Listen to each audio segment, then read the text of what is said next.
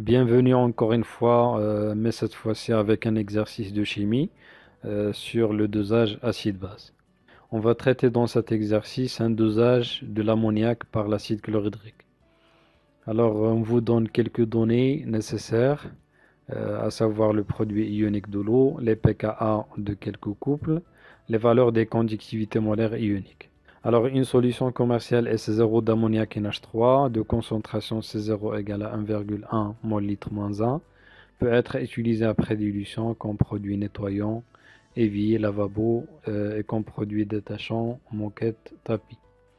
Alors, on se propose d'étudier la solution S d'ammoniac de concentration CS, à savoir que cette solution est 100 fois plus diluée que S0.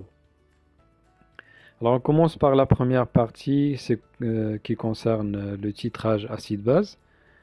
Alors on se propose de vérifier la valeur de la concentration C0 de S0.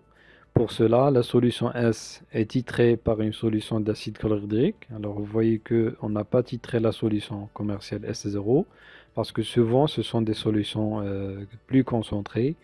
Alors souvent le titrage est effectué sur des solutions diluées. Alors pour cela, la solution S est titrée par une solution d'acide chlorhydrique H3O+, plus Cl- de concentration Ca égale à 0,015 mol litre moins 1. Dans un volume Vs égal à 20 ml de la solution S, on verse progressivement la solution d'acide chlorhydrique et on mesure après chaque ajout le pH du mélange. On peut alors tracer la courbe d'évolution du pH en fonction du volume de solution acide ajoutée Va à l'aide d'un logiciel approprié. Alors on trace aussi la courbe d'évolution de la dérivée d'PH sur d'VA en fonction de Va. Alors vous voyez les deux graphes. Le graphe de gauche représente l'évolution de la dérivée de pH par rapport à Va en fonction de Va. Et le graphe de droite représente l'évolution du pH en fonction du Va. Alors la première question, nommer sur le dispositif expérimental du titrage les éléments fléchés. Alors on a fléché la burette, l'agitateur magnétique et le pH mètre. La question suivante, écrire l'équation bilan de la réaction du titrage de la solution commerciale. Alors puisqu'on a titré une solution d'ammoniac qui contient les molécules NH3 aqueux parce qu'il s'agit d'une base qui réagit partiellement avec l'eau. Alors, il va réagir avec les ions H3O+, venant de la solution d'acide chlorhydrique. Alors, les couples intervenants sont H3O+, H2O, NH4+, NH3. On va écrire d'abord les deux demi-équations. H3O+ se transforme en H2O plus H+. NH3 se transforme en H+, NH4+. Alors, l'équation bilan, NH3 plus H3O+, donne NH4+, plus H2O. La question suivante, 1.3, détermination des concentrations. À partir des données expérimentales, déterminer le volume de la solution d'acide versée à l'équivalence Va, préciser la méthode employée. Alors on peut utiliser deux méthodes pour chercher le volume à l'équivalence, soit en se basant sur la dérivée. La dérivée prend une valeur minimale à un volume à peu près 14,25. Mais on va chercher avec l'autre méthode en utilisant les tangentes sur la courbe de pH en fonction de Va pour rechercher le point d'équivalence. Ainsi, on peut déterminer le volume à l'équivalence et le pH à l'équivalence. Alors la méthode est très simple. On commence par une tangente au voisinage du point d'équivalence, une tangente au-dessus et une autre tangente au-dessous, mais ces deux tangentes doivent être parallèles. Et à la même distance des deux tangentes, on représente une autre droite et on repère sur la courbe de pH en fonction de Va le pH à l'équivalence et le volume à l'équivalence. Alors on peut lire sur ce graphe VAE égale à 14,25 ml et le pH à l'équivalence égale à peu près 5,8. La question suivante, en déduire la valeur de la concentration CS de la solution diluée S. Déterminer alors la valeur de la concentration C0 de la solution S0. Comparer la valeur trouvée à la valeur C0 donnée au début de l'énoncé. Alors, puisqu'on est en train de titrer la solution d'ammoniac avec l'acide chlorhydrique, on va rappeler d'abord l'équation de ce dosage. Alors, on a utilisé une quantité CSVS de l'ammoniac et une quantité de matière ajoutée à l'équivalence CA fois VAE. Alors, à l'équivalence, le mélange est stoichiométrique. Alors, CSVS égale à CA-VAE, c'est une relation d'équivalence à retenir. Et on peut déduire l'expression de CS. CS égale à CA fois VAE divisé par VS. Alors, rappelons les données de cet exercice. CA égale à 0,015 mol litre moins 1. Le volume à l'équivalence 14,25 millilitres. Le volume de la solution qu'on a titré, c'est 20 millilitres. Alors par application numérique, on trouve CS égale à 1,1 10 puissance moins 2 mol litre moins 1.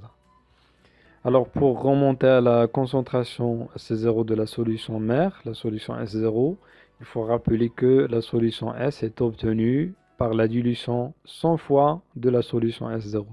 Alors C0 égale à 100 fois SCS, soit C0 égale à 1,1 mol litre moins 1. Bien sûr, c'est la valeur indiquée par l'énoncé de cet exercice au début. La question suivante, 1.3.3, autre méthode de repérer l'équivalence. Alors, parmi les indicateurs colorés du tableau ci-dessous, déterminer celui qu'il faut ajouter à la solution pour procéder le plus efficacement possible au titrage précédent par une méthode colorimétrique. Justifier ce choix qu'observe-t-on autour de l'équivalence? Alors, d'après le graphe, on a repéré déjà le pH à l'équivalence. Alors, on a obtenu pH E égale à 5,8. Alors, on va chercher, d'après ces zones de virage, quelle est la zone de virage qui contient cette valeur. Alors, d'après les données de cet exercice, le pH à l'équivalence appartient à l'intervalle 4,2-6,2. C'est la zone de virage du rouge de méthyle. Alors, le rouge du méthyle est l'indicateur coloré adéquat à ce dosage. Le changement observé à l'équivalence, il faut rappeler que le pH du mélange réactionnel diminue.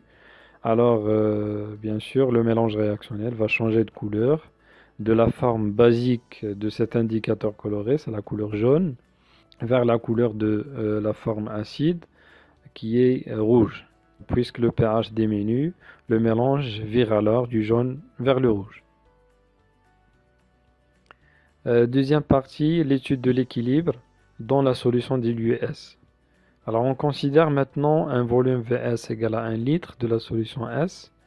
L'équation bilan notée 2 de la réaction entre l'ammoniac et l'eau s'écrit NH3 plus H2O donne NH4 plus HO-.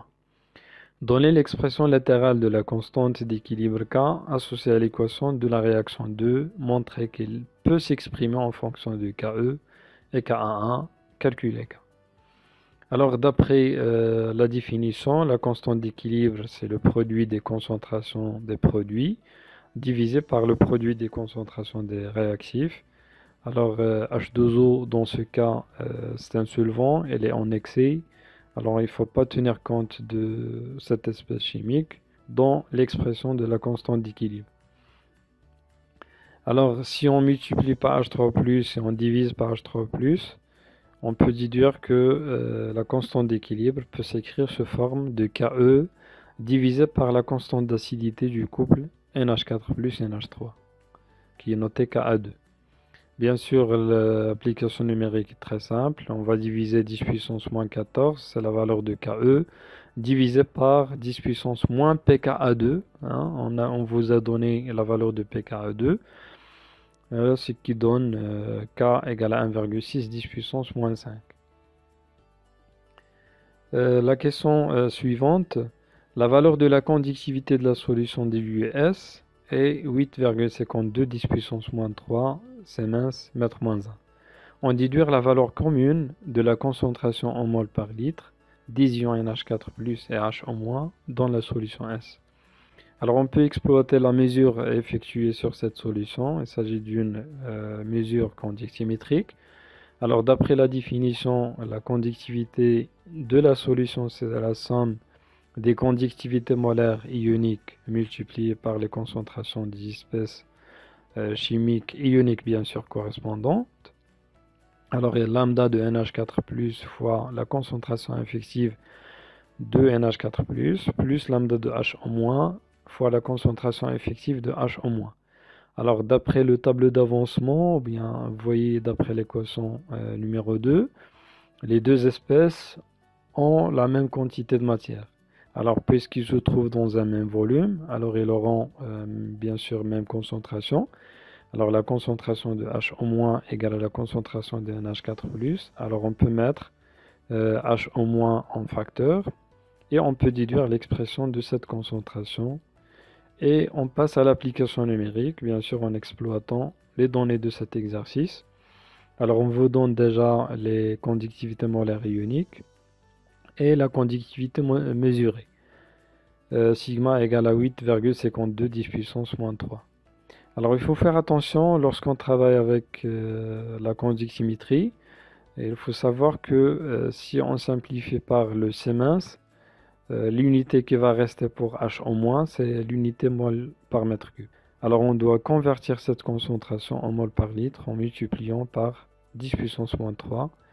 Alors la concentration commune de H- et NH4+, c'est 3,13 10 puissance moins 4 mol par litre. Alors la dernière question. Déterminez alors la valeur du pH de la solution S. Ce résultat est-il en accord avec les données expérimentales? Alors, puisqu'on connaît la valeur de la concentration de H-, alors c'est plus facile de chercher la concentration de H3+, en exploitant la valeur de Ke. Alors, la concentration effective de H3+, c'est Ke divisé par la concentration de H-. Alors on sait que le pH est lié à la concentration effective d'ion H3+, pH égale à moins log de H3+. Si on remplace par son expression, on obtient bien sûr après une application numérique très simple, 1,0 10 puissance moins 14 divisé par 3,13 10 puissance moins 4, ce qui donne 10,5 comme valeur de pH.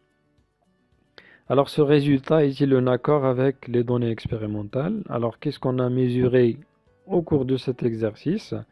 Alors on a mesuré le pH de cette solution et pour déduire la valeur du pH de cette solution à partir d'une mesure, alors on s'intéresse à la première mesure effectuée sur la solution d'ammoniac avant d'ajouter l'acide chlorhydrique. Alors c'est la valeur du pH mesurée pour Va égale 0. Merci de votre attention. On se verra, Inch'Allah, prochainement.